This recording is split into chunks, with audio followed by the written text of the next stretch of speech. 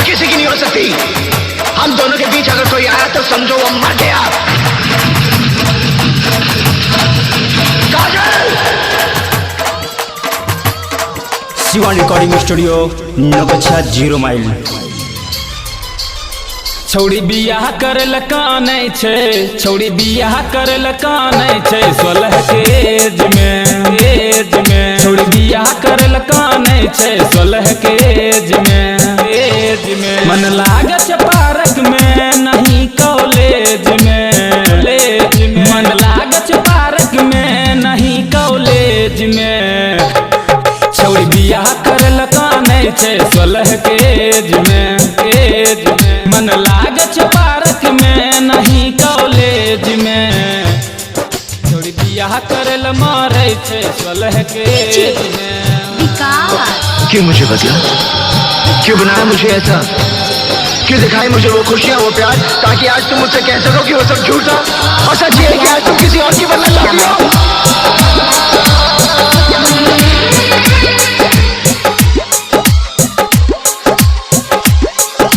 रूप सवारी केस भिखारी मारे छै स्टाइल रे, दीना भर बतियाबै छै हाथ में लेके मोबाइल रे, लेके मोबाइल रे। रूप सवारी केस भिखारी मारे छै स्टाइल रे, दीना भर बतियाबै छै हाथ में लेके मोबाइल रे। कब व्हाट्सएप में बिजी, कब बिजी मैसेंजर पे, कोई नहीं जाने छै ओकरा दिल के अंदर के लागे छै बड़ी स्मार्ट कमे नॉलेज में छौड़ी बियाह करल मारे छै 16 के एज में छौड़ी बियाह करल कानै छै 16 के एज में मन एज में बियाह करल मारे छै 16 के एज में।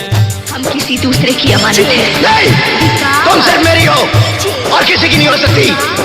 हम दोनों के बीच अगर कोई आया तो समझो वो मर गया। मटियार कला सीतामढ़ी से, मटियार कला सीतामढ़ी से।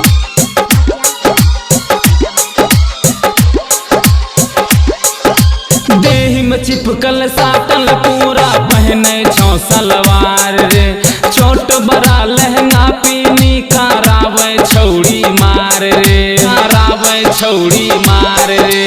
देहि में चिपकल साटल पूरा पहने छौ सलवार रे, छोट बड़ा लहंगा पीनी करावे छौड़ी मार रे। बेलब करे छै शैलेश दीवाना से, तनको नहीं डरे छै पूरा जमाना से, बस छेल के छोड़िए तू अजय के करेज में छौड़ी बियाह करल मारे छै 16 के एज में छौड़ी बियाह करल मारे छै 16 के एज में।